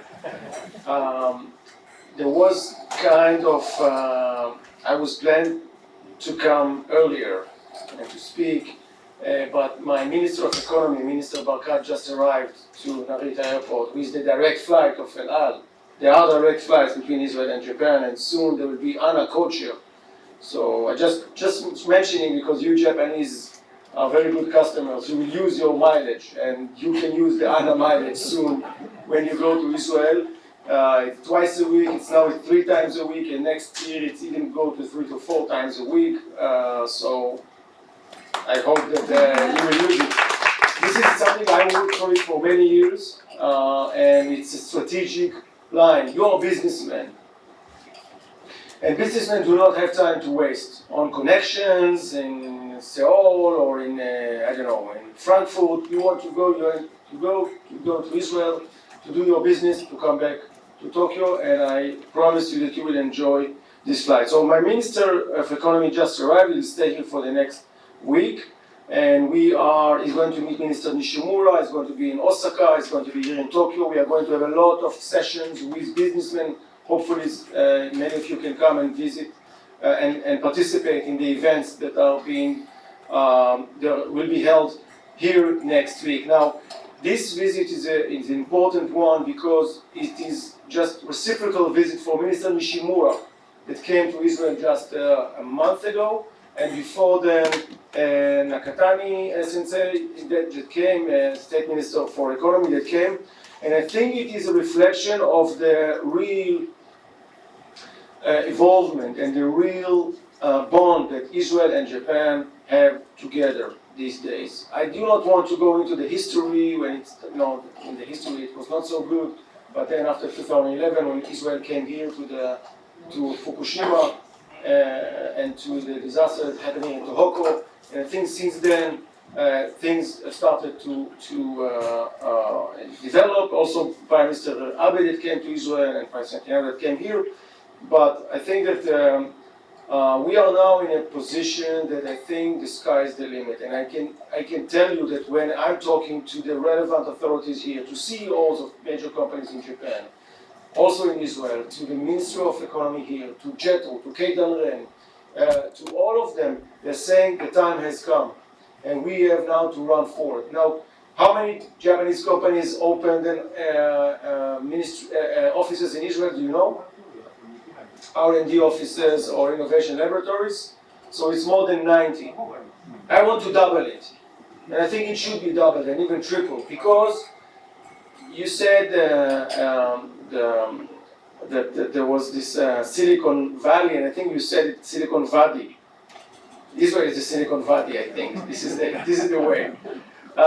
And they opened their offices. And I had a dinner with Sakurada-san, from Sompo, and I told him, why did you come to Israel? Why did you open your office? You decided to open your R&D office in Israel, Innovation Laboratory. And he said to me, listen, that's a good question. And I said, I had the opportunity to open my offices in Australia, in India, in Europe, in Canada. And then someone told me, go to Israel. Look at what's happening there, the ecosystem of Israel. And he went to Israel and he said, the reason was the sense of urgency. So I said, Nani, what's sense of urgency? Exactly. And I said, what sense of urgency? He said, you Israelis do not have time to waste. He said, how many years you were in exile? I said, 2,000. So he said, after 2,000 years, you got the opportunity, 75 years ago, you got the opportunity, you built a state. Not hesitating, not waiting, not saying maybe later, maybe no, not now. No, you took it. You saw COVID, no hesitation. Bring the vaccinations. We'll be the first country in the world to vaccinate our people, and we did it. Twice, 3 times, the children, we were the ones to lead the world. We were the biggest laboratory of Pfizer in the world. With the collaboration. Yes. Yeah. And I think and he said to me, this is what I want for my company. I want the fast decision making that you have in Israel. I want the innovation that you have in Israel. This is what I need to my people. And this is why I'm going to have my office in Israel. And this is, by the way, he just, I think 2 months ago, Soko just announced on opening another branch of cyber laboratory in Israel, in Tel Aviv. And expanding in it, it's having Japanese there, Israelis, half women, Jews and Arabs. Great thing that they have. And not only them, but also the major companies in Japan that came to Israel and decided that we want to see your innovation. We want to see how we can cooperate. Now, let's go back a bit for the history. We were not, maybe some of you know this story, but we many years ago thought that we can compete with Japan, and we thought that we can produce cars. Israelis can do everything. We will do cars. So we produced cars. It was in the 60s and beginning of 70s. It's called Susita, or Carmen Lucas. The Israelis know about it. My father used to have one car, a very, very bad car, of fiberglass, noisy, smelly, no air condition. We used to go to the Sea of Galilee in the north. My mother hated it. I hated it. Anyway, and really, because these were the Israeli cars, and then we understood. I think it was the 70s. I think that, and then the Arab boycott just was there, and then afterwards Subaru decided to come to Israel, and then Toyota came to Israel, and we understood what. By the way, my father bought a new car, and my mother was very happy for Subaru. But what this story is to tell you that we abandoned these cars, and the urban legend is speaking about these cars were eaten by the camels in the desert, the fiberglass. But we understood that what is important for us is not to concentrate on building the cars, because today 90% of the cars are the brain of the car. So we decided to concentrate on the brain and on the IT of the cars, on the technology of the car. And this is why we invented Waze, the navigation system. And this is why we invented Mobileye to protect the car from accident. And this is why we are focusing on it. And I went to Nagoya a few months ago to the automotive fair, and I met with the bosses of Toyota and Nissan and others, and I brought them to the booths of the Israeli IT companies, and they are really, really interested in what Israel has to offer them. So I think this is what I think now can bring Japan and Israel forward, because we can learn from you, your technology, your superb products. I spoke about my father. I just spoke to him. Every father, every son has to call his father in Israel. So I call my father always, and my mother too. To say to him, to tell him Shabbat Shalom. And anyway, so he used to tell me always, buy Japanese products. I'm sorry, they are the best in the world. Do it. You will not see the garage because it is a good car. So buy your cars from Japan. And I think that your technology and your manufacturing abilities and the Israeli technology and IT, and as we say, Israel can take things from 0 to 1, Japan will take them from 1 to 10. But I think this synergy together, the cooperation, is something that is very, very important, and I think that this is something that we should push forward.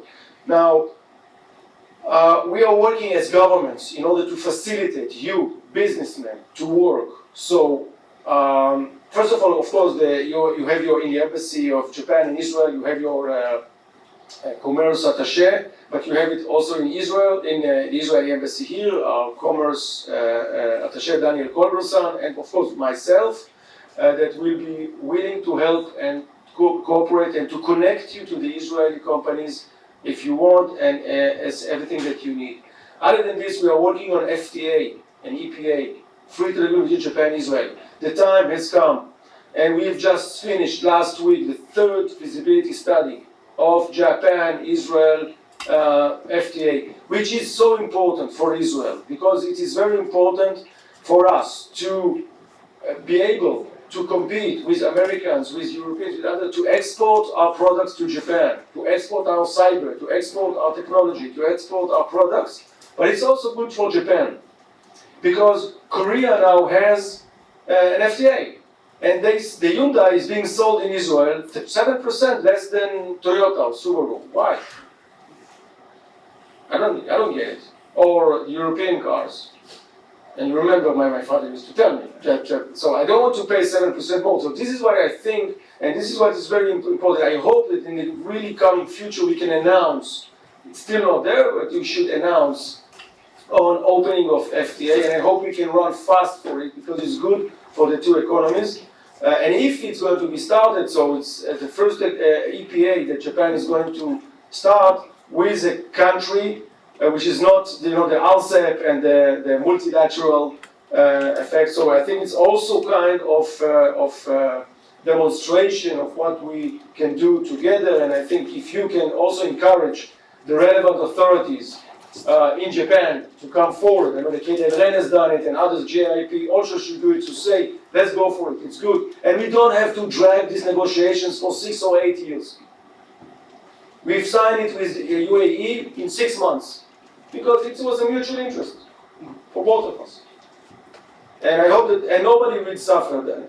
You can relax the agricultural sector. No problem. There will be no problem, and everything will be okay. I spoke about UAE. We have now peace in the Middle East. I hope this peace will be expanded to Saudi Arabia soon. But we have it with the UAE. I just came from an event with the UAE ambassador, the Moroccan ambassador. The Bahraini was not there. We were just speaking, friends from, from the army service. We really, and there's a real peace. And we are now doing things with UAE and Japan together on innovation. There was a very big conference last January that 400 companies from Japan, Israel, and UAE work together. And you should not, first of all, I want you to have your offices in Israel, but if it's not in Israel, it doesn't have to be in Europe that you can. Your office in Dubai can cover, it's 2 hours flight to Israel, 1.5 hours flight to Israel. So you can just, it's very close. And the Arab world understand that we shouldn't wait anymore. That's it. Come on, let's do it together. Let's work together. Let's do things together. And I think that now we can see that we can have a lot of really good opportunities. Also, something that is lacking, and I'm sorry to say, but I think Japanese companies should do more on this, is to come and to look for the infrastructure in Israel. Israel now is emerging to something enormous on issues of trains, railway station, railway roads, and also energy. We found a lot of gas. One used to be the holy country, holy state. Today we are the oily. Anyway, gas. We are going forward on this, and there is a lot of gas offshore Israel. In my vision, I see Japanese companies coming offshore Israel, looking at the bids there of the tenders of the blocks, having the gas being taken from there and liquefying it for LNG, sending it to Japan or to other places in the world. But Japanese companies should be there. And I want to tell you something. The investments of Japan in Israel grew up to 13% in 2022 of FDI. For 10% of the high tech. It's growing, while other states, some of them are your neighbors, it's going down. So you can imagine who I'm speaking about, dramatically down. Israel is on the same page with Japan. That's what this is my message. We are on the same page strategically, economically, politically, allies of the United States. You want peace and stability in the Gulf because you need it for you to secure your energy resources. Japan needs it, and Israel needs it for our interest. So it's everything connected. Everything is together. And I think that, my best friend here in Japan, it's Rami Malal, the US ambassadors, and we are hiking together, running together, and doing things together. But I think there is the photo of Mount Fuji with the flags together. But it's really we are working together, and we are working. It's not only him; it's others, of course, other ambassadors. But I think this is the way. We had fast snow today. Yes. Oh, yeah. So we have to go to Niigata to ski a bit, or to Hokkaido. Anyway, I'm just going to finish because people are hungry to drink, so I'm sorry. Just to say to you that I hope that next week, please don't publish it, but I hope it will be realized that the Israeli government is going to have a government resolution to have Israel participate in the Expo 2025 in Osaka. It's a lot of money and there is a lot, but please don't quote me on this because let's wait for the government to do it. I'm working for it for 2 years now, and we need to be there. The startup nation should be in Osaka 2025. So overall, I'm sorry that I'm a bit too much excited about this, but I'm excited about my country and about Japan. I love Japan very much, and I think that really the time has come for us to do these marvelous things. And I just want to tell you that I am for you here, and the embassy is for you. We have one task, to have more good relations in Japan and Israel, especially on the economic issues. And the Minister of Economy visit here is very important. Mr. Nishimura is very important to visit there. This is my only task. This is what I want to do, because it is when you have the people working together, politics will be okay. By the way, there is also things on defense issues, which I cannot talk too much about it, but just to let you know, to tell you that Japan is facing challenges that are similar to the challenges Israel faces. And we are working together with the relevant authorities. I'm going to have, next week, dinner, I'm going to host the Air Force commander, and I met the ex-minister of defense and others and the chief of staff. And we are talking about things that are relevant to Japan, defense and security.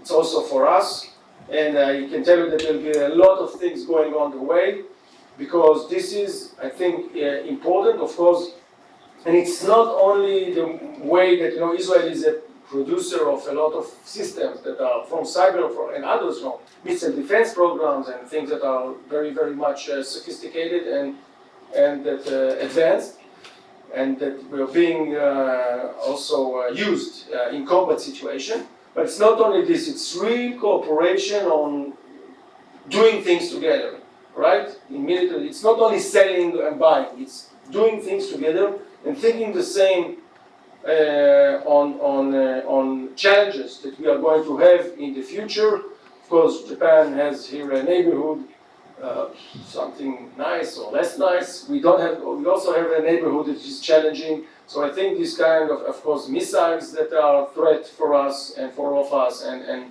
cyber attacks against your facilities, airports and seaports and others, and these are things that Israel is being attacked every day. Hundreds of times a day we are attacked by cyber attacks. And this is where I think that we can cooperate also on this issue. I could have stand here and talk until late, but I have to go at another time for the airport, and we have to eat. I just want to thank you very much. To commend JIIP, to commend Gilad Cohen, my dear friend, and the Chamber of Commerce in Israel, to thank you for coming from Israel and to participate and to represent us, and to wish you good luck. And this is the year of the holidays in Israel. This is the time of the holidays in Israel. It is the second year of Sukkot, we say. It's the beginning of the year. So I send you from Israel the blessing of a very happy new year for you as well. Arigatou gozaimasu. Thank you very much, Mr. Ambassador. Your extremely busy days, so you chose to be with us. Nothing more important than this. Which was most touching to me and to all the people. Thank you very much. And I love the energy and love and passion and creating a future. With this energy, I often feel that we can create country, we can create business, we can create our lives. So this is why actually I love working with Israel. And thank you very much. Thank you. And thank you very much. I wish to greet you, to greet Japan and Israel, two great nations, ancient nations that work together for success, for happiness. I hope you will come to visit us in Israel. I hope that many Israelis will come here, and I want to wish you a good luck and good success. Kampai L'chaim.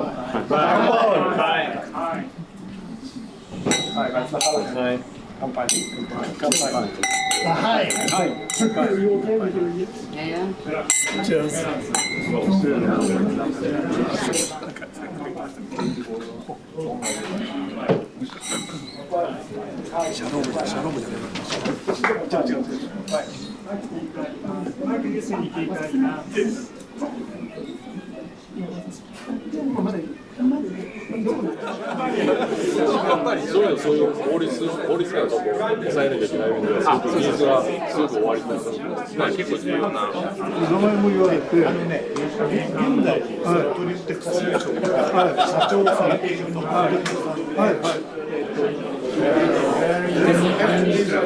Very different. Cherry tomato was an Israeli invention. Right, and we can accelerate the speed of the production. 一緒に本書いた。そうなんですか。久しぶりに今日の資料またも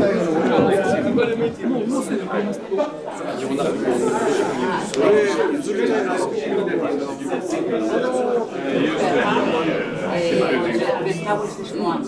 Also flower.